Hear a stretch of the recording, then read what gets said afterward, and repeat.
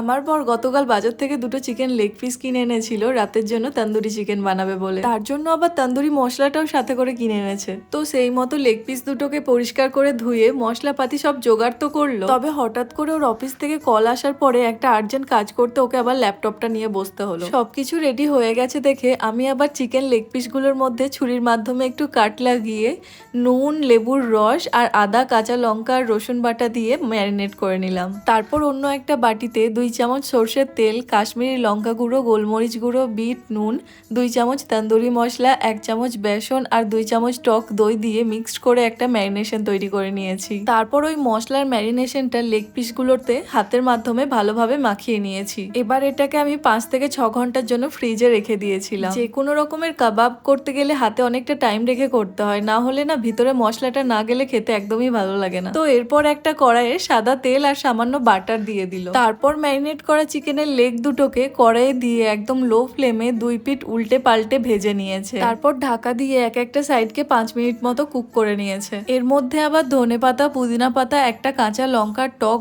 দই আর সামান্য একটু নুন দিয়ে চাটনিটাকেও তৈরি করে নিল। তারপর কড়াইয়ের ঢাকা খুলে লেগ পিসগুলোকে আরো কিছুক্ষণ কুক করে নিয়েছে। যখন মনে হলো ভিতরটা সিদ্ধ হয়ে গেছে সেই সময় লেগ পিসগুলোকে একটা জালির মধ্যে রেখে গ্যাসের উনুনে একদম সামান্য একটু ঝলসে নিয়েছে। আমার কাছে কয়লা নেই তাই কয়লার একটুও ব্যবহার করা হয়নি, তবে খেতে একদম টপ ক্লাস হয়েছিল। তোমরা একবার ট্রাই করে দেখতে পারো।